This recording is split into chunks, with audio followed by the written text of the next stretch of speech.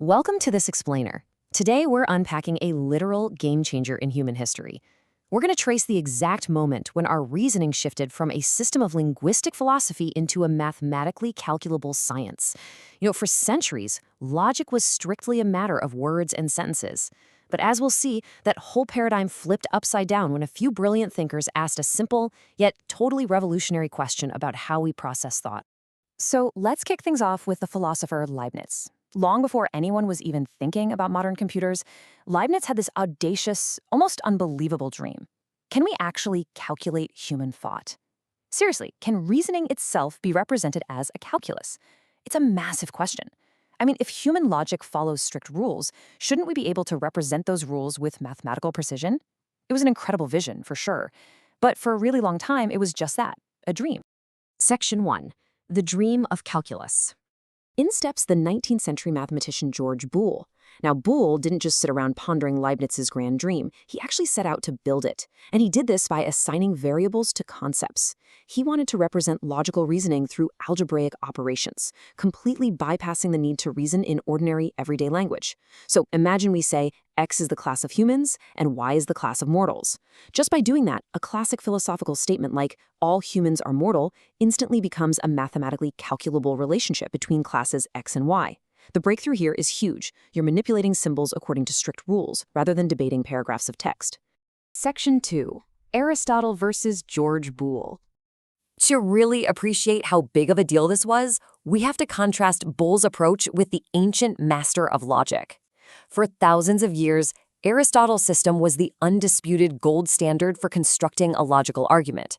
But his approach relied entirely on analyzing linguistic forms, those word-heavy syllogisms like, all humans are mortal, Socrates is human, therefore Socrates is mortal. Boole totally replaces those natural language paragraphs with sleek, symbolic representation. Instead of repeating full sentences, we move straight from linguistic logic into pure algebraic manipulation. Boole laid all of this out in two major works that you definitely should know. The first was The Mathematical Analysis of Logic in 1847, and that was followed by An Investigation of the Laws of Thought in 1854. And honestly, that second title tells you everything you need to know. Boole wasn't just doing math with logic for the fun of it. He was actively trying to investigate the very laws that govern human reasoning. He was literally trying to decode the human mind using algebra. Section 3. How Boolean logic works. Okay, so how do you actually calculate a thought? Well, Boole's system acts like a translation layer, turning linguistic concepts into straightforward mathematical operations. Take intersection. If we want to describe things that are both x and y, Boole simply multiplies them as xy. Next up is union, which represents things that are either one thing or another, and that's represented through addition. And finally, complement, things that are not a certain class. He writes this as 1 minus x, where 1 represents the universal class, meaning absolutely everything. With these simple translations, logic suddenly speaks the language of math. Now, here's where it gets really interesting. There's this rule called idempotence, which I know sounds super complex, but it's actually a highly intuitive idea. In standard algebra, x squared means x times x, and it gives you a new mathematical value. But remember, Boole's using variables to represent classes, so intersecting a class with itself just gives you that exact same class back. Think about it. If x is the class of cups, the intersection of cups and cups is still just cups. A intersect A equals A. This simple little rule is exactly what allows logical operations to work perfectly in an algebraic format. Let's ground this with a quick practical example just to make sure we're on the same page. Let's say A represents philosophers and B represents teachers. Using Boole's intersection rule, the equation AB perfectly calculates things that are both philosophers and teachers. Easy, right? And using his rule of complement, 1 minus A neatly calculates absolutely everyone in the universe who is not a philosopher. This core intuition right here is the foundation of what we now call Boolean algebra. Section 4. De Morgan's Added Laws. Now, right around the time Boole was building his groundbreaking algebra of classes, a guy named Augustus de Morgan was working in parallel. He was busy mapping out the relationships between logical propositions, and he came up with what we call De Morgan's laws. These essentially state that not P and Q is fully equivalent to not P or not Q. And similarly, not P or Q is equivalent to not P and not Q. De Morgan's original terminology looked a bit different back then, but today, These fundamental rules are literally the bedrock of modern computer science. Section 5. The Next Revolution, Frege. So Boole and De Morgan were absolute powerhouses in calculating clauses and propositions. But to be historically accurate here, they weren't the final evolution of logic. If we zoom out and look at the whole timeline, we start in the 300s BC with Aristotle, then move to the Stoics, through the medieval logicians, and up to Leibniz's wild dream of a universal calculus. Then boom, the 1840s hit, and Boole delivers algebraic logic.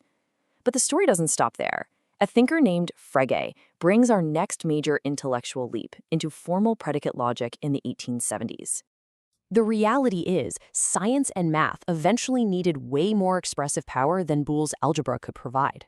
Boole's system was fantastic for saying things like Class A is contained in Class B. But Frege unlocked a massive transformation by introducing formal predicates and quantifiers. Because think about a complex idea like every human loves someone, or there is someone whom every philosopher respects. Simple class algebra kind of hits a wall here. It just struggles to capture these concepts conveniently. To express these thoughts properly, you actually need individuals, predicates, relations, and universal or existential quantifiers. Frege's incredible achievement was providing this highly powerful formal language that could finally capture the deep, intricate structures of thoughts just like those. Section 6. Bridging Philosophy and Math. Let's bring all of this together and look at the big takeaway from this explainer. When we trace the path from Aristotle classifying valid logic all the way to Boole calculating it with equations, we see a profound shift. The most important change wasn't just swapping out words for math symbols. The real lesson here is that logic went from something you argue about to something that can be formally represented and, crucially, mechanically manipulated. Boole built the ultimate bridge between abstract philosophy and hard math. He proved logic could actually be computed. And honestly, that realization changes the world forever. Because if reasoning is just algebraic calculation, well, a machine can do it. So I'll leave you with this final thought.